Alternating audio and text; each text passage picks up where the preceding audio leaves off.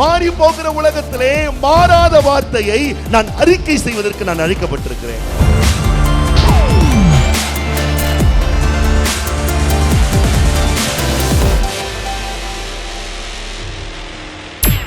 கிறிஸ்துவுக்குள் மிகவும் எனக்கு அன்பான தேவனுடைய பிள்ளைகளே, ஆண்டவராகிய இயேசு கிறிஸ்துவின் ஈடு இணையற்ற நாமத்தினாலே தேற்றும் சத்தம் என்ற நிகழ்ச்சியின் மூலமாய் உங்களை சந்திப்பதிலே பெருமகிழ்ச்சி அடைகின்றேன்.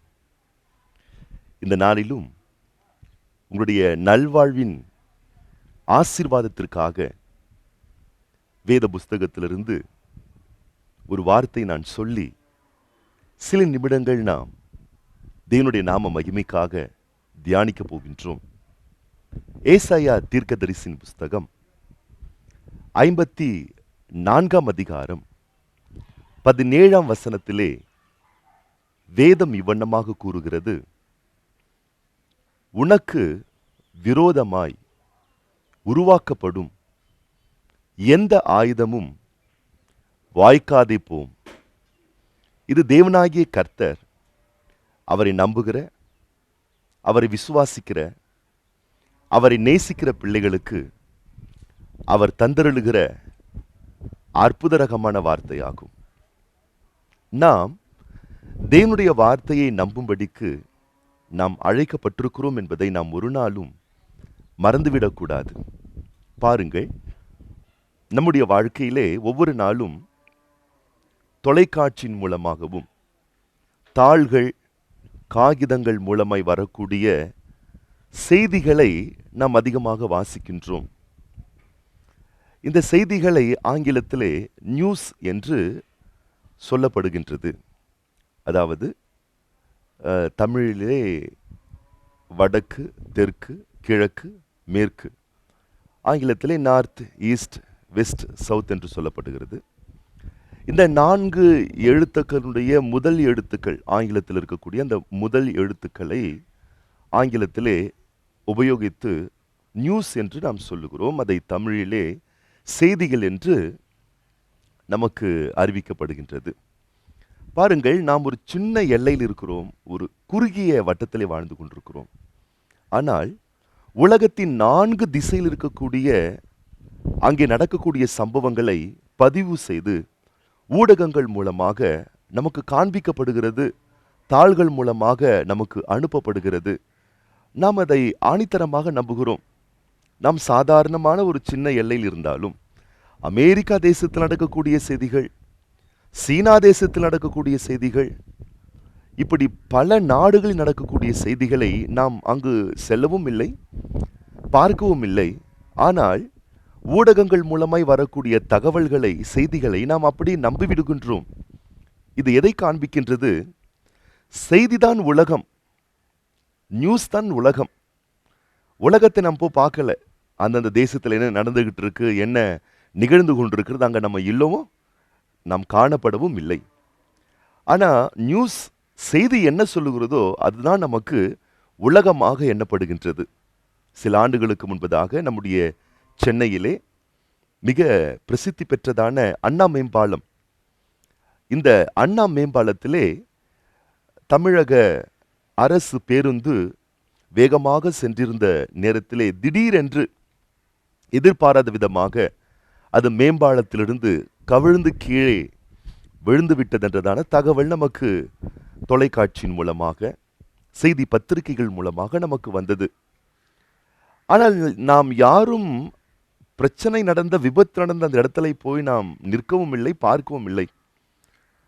ஆனால் அது செய்தியின் மூலமாய் வந்த உடனே நம்ம அப்படியே அதை நம்பி விடுகிறோம், அதை ஏற்றுக்கொள்கிறோம். நம்ம அங்கே போய் பார்த்தா மாதிரியே, நம்ம அங்கே போய் இருந்த மாதிரியே நம்ம அதை ஏற்றுக்கொள்கிறோம், அதை நாம் நம்புகின்றோம். அப்ப செய்திதான் உலகமாய் காணப்படுகிறது. அதே போல அன்பான தேவ பிள்ளைகளே, வேதம்தான் நம்முடைய வாழ்க்கை, தேவனுடைய வார்த்தை தான் நம்முடைய வாழ்க்கை என்பதை நாம் மறந்துவிடக்கூடாது. ஆகவேதான் வேதம் தெளிவாக சொல்லுகிறது, வானமும் பூமியும் ஒழிந்து போனாலும் தேவனுடைய வல்லமையான வார்த்தைகள் அது ஒரு நாளும் ஒருபோதும் அழிந்து போவதில்லை, மறைந்து போவதில்லை. அந்த அழியாத மறையாத வேதம்தான் நம்முடைய வாழ்க்கை. அந்த வேதம்தான் நாம் எப்படி ஜெபிக்க வேண்டும் என்று நமக்கு சொல்லிக் கொடுக்கிறது.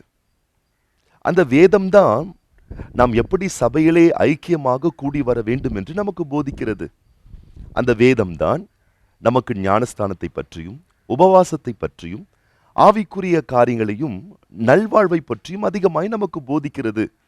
எல்லாவற்றுக்கும் அடித்தளமாய் இருக்கக்கூடிய ரட்சிப்பையும் வேதம் தான் நமக்கு எடுத்து சொல்லுகிறது. ஆகவே நம்முடைய வாழ்க்கையே வேதம். எப்படி செய்திதான் உலகம் என்று நாம் பார்த்தோமோ அதே போல வேதம்தான் நம்முடைய வாழ்க்கை.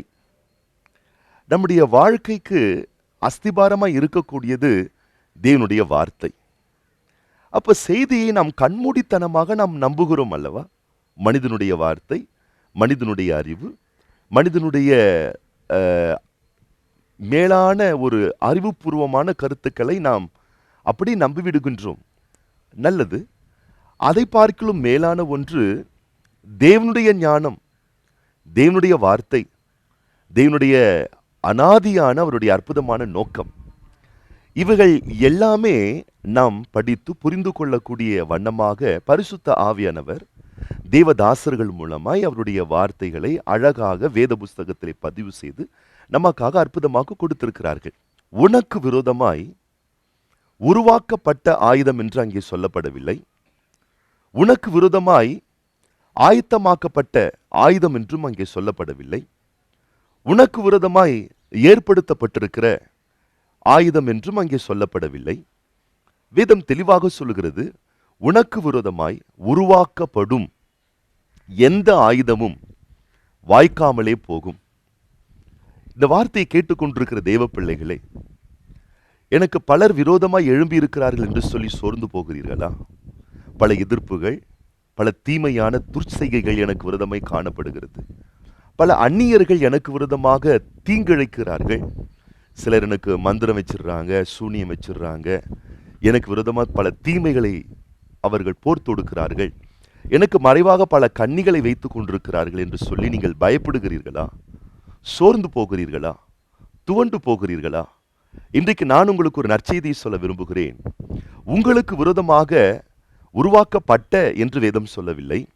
உருவாக்கப்படும் பொழுதே, உங்களுக்கு விரோதமாக ஒரு காரியம் உருவாக்கப்படும் பொழுதே, உங்களுக்கு விரோதமாக மனிதர்கள் ஒரு தீய காரியத்தை செய்வதற்கு ஆலோசனை செய்யும் பொழுதே, அந்த தீமையான காரியம் அரங்கேற்றம் அடையவில்லை. அது உருவாக்கப்படும் பொழுதே என்னவாகிறதாம்? வேதம் சொல்லுகிறது, அது வாய்க்காமலே போகின்றதாம். உருவாக்கப்படும் பொழுதே அது அழிந்து போய் விடுகிறதாம்.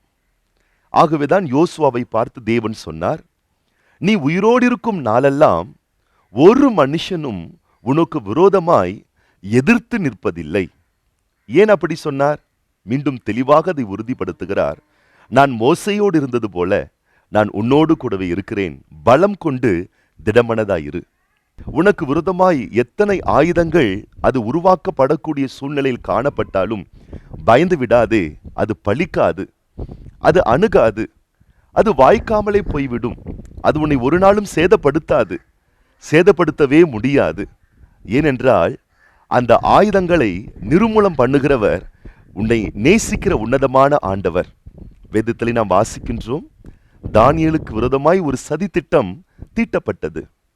ஷாத்ராக், மேஷாக், ஆபேத் நேகோ என்று சொல்லப்படக்கூடிய தேவ பிள்ளைகளுக்கு விரோதமாக ஒரு தீய வஞ்சகமான காரியங்கள் ஆயுதமாக ஆயத்தமாக்கப்பட்டது. ஆனால் அவர்களோ ஆயுதத்தை பெரிதாக எண்ணவில்லை, ஆண்டவரை பெரிதாக எண்ணினார்கள். ஆயுதங்களை பார்த்து சோர்ந்து போகவில்லை, ஆராதிக்கிற தேவனை பார்த்து கம்பீரமாய் நின்றார்கள். ஆயுதங்களை கண்டு மனமடிந்து போகவில்லை, ஆராதிக்கிற தேவன் தப்புவிக்க வல்லவராய் இருக்கிறார் என்று வெற்றிகரமாய் முழக்கமிட்டார்கள். எத்தனை அற்புதம் இது! எத்தனை மேன்மையான காரியம் இது! தேவன் சிங்கங்களின் வாய்களுக்கும் பட்சிக்கிற அக்னியின் ஜுவாலைகளுக்கும் நம்முடைய தாசர்களை தேவனாகிய கர்த்தர் அற்புதமாக விடுதலையாக்கினார், அருமையாக விடுதலையாக்கினார். தீமை செய்யப்படக்கூடிய காரியங்களை கண்ணோக்கி பாராதிருங்கள், அதை பெரிதாக எண்ணாதிருங்கள். வேதத்திலே மிக தெளிவாக சொல்லி வைக்கப்பட்டிருக்கிறது, மனுஷனை நம்புவதை பார்க்கிலும், மனிதன் உங்களுக்கு விரோதமாய் செய்யக்கூடிய காரியங்களை நம்புவதை பார்க்கிலும், கர்த்தர் பேரில் பற்றுதலாய் இருப்பதே நலம். ஏன்? அவர் ஒருவரே நன்மையான எந்த ஈவையும் பூர்ணமான எந்த வரத்தையும் தருவதற்கு அவர் வல்லவராக இருக்கிறார்.